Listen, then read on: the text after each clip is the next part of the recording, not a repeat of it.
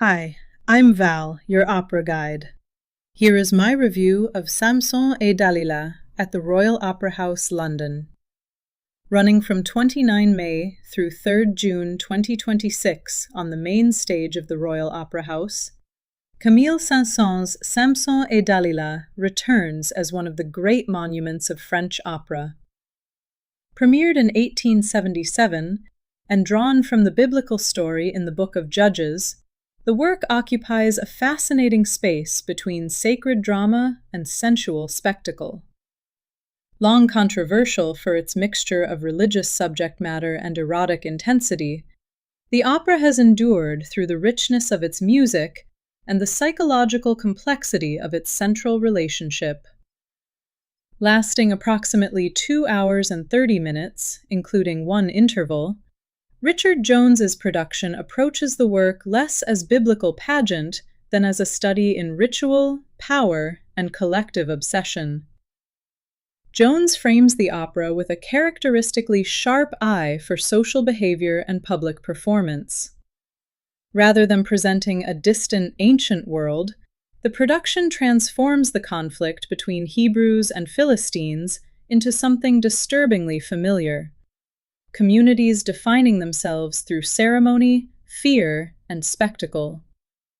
Faith becomes theatrical, desire becomes political, and public celebration carries an undercurrent of menace throughout the evening. Visually, the production embraces stylization over historical realism. Hyemi Shin's designs create a world that feels simultaneously ancient and contemporary, allowing the drama to unfold in a landscape shaped more by symbolism than archaeology. One of the production's most effective visual strategies is the contrast between the two communities. The Hebrews occupy a world of muted colors, simple fabrics, and communal restraint, while the Philistines burst onto the stage in costumes rich with color, ornamentation, and theatrical flair. The distinction is immediately striking, but it serves a deeper purpose. Jones uses costume and design not simply to separate two peoples, but to contrast two competing visions of society. One defined by discipline and survival, the other by spectacle, power, and excess. Lighting plays a crucial role throughout the evening. Sharp contrasts between darkness and brilliant illumination create an atmosphere of constant tension, while moments of warmth are quickly overtaken by harsher, more unforgiving tones. The result is a production that rarely allows the audience to settle into comfort. Even in its most beautiful moments, there remains a sense of instability lurking beneath the surface. At the center of the evening stands Aigul Akhmetshina's Dalila, a performance built not on exaggerated seduction, but on remarkable control and intelligence.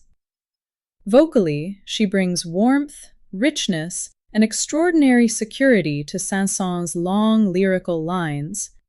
Yet what proves most compelling is the restraint of the characterization.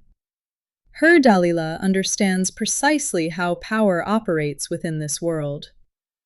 In Mon cœur s'ouvre à ta voix, seduction feels less romantic than strategic, emotional manipulation delivered with devastating calm. Opposite her, SeokJong Baek's Samson avoids the trap of becoming a purely heroic figure. His portrayal feels vulnerable, conflicted, and spiritually exhausted almost from the beginning. Rather than dominating the stage through sheer force, he reveals a man collapsing beneath the pressure of collective expectation and personal desire. That fragility gives the relationship between Samson and Dalila genuine dramatic tension, transforming their encounters into psychological confrontation rather than operatic cliché. The Royal Opera chorus proves essential to the production's success. In Samson et Dalila, the chorus is never simply decorative, and Jones clearly understands its role as both social force and dramatic engine. The Hebrew choruses carry enormous dignity and weight, while the Philistine scenes erupt into something increasingly decadent and unstable. The Bacchanale, so often treated merely as exotic spectacle, becomes here a vision of excess curdling into cruelty. Among the supporting cast, the high priest emerges as a formidable ideological counterweight to Samson himself, embodying authority not simply through vocal power, but through institutional certainty. Around him, the production avoids caricature and instead presents a society intoxicated by its own rituals and hierarchies. One of the things I found myself wondering throughout the evening was how the production intended to stage Samson's destruction of the temple. It is one of opera's most famous climaxes, but in a modern theater it is surprisingly difficult to make convincing. Jones's solution is both elegant and imaginative. Throughout the performance, massive wooden beams hang suspended above the stage, creating the impression of a temple roof looming over the action. When Samson finally brings the structure down, those beams descend in a dramatic collapse. The effect is startlingly effective, not simply a feat of stagecraft, but a powerful visual symbol of an entire system of power crashing down around its believers. Musically, Alexander Soddy shapes Saint-Saëns' score with an emphasis on color, clarity, and dramatic momentum. The orchestra captures both the grandeur and intimacy of the work, moving effortlessly between moments of ceremonial weight and passages of extraordinary delicacy. The woodwinds bring warmth and sensuality to Dalila's music, while the strings provide an almost continuous undercurrent of emotional tension. In the Bacchanale, rhythmic energy and orchestral brilliance combine to create one of the evening's most exhilarating sequences. Throughout the performance, Soddy resists mere spectacle, allowing the elegance and sophistication of Saint-Saëns' writing to remain firmly at the forefront.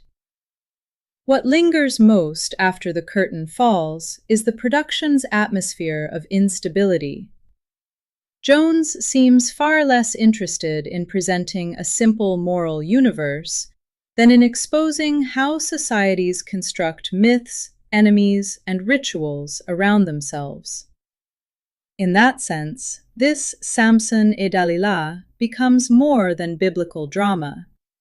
It emerges as a meditation on collective desire and destruction, a world where devotion, eroticism, and violence become impossible to separate.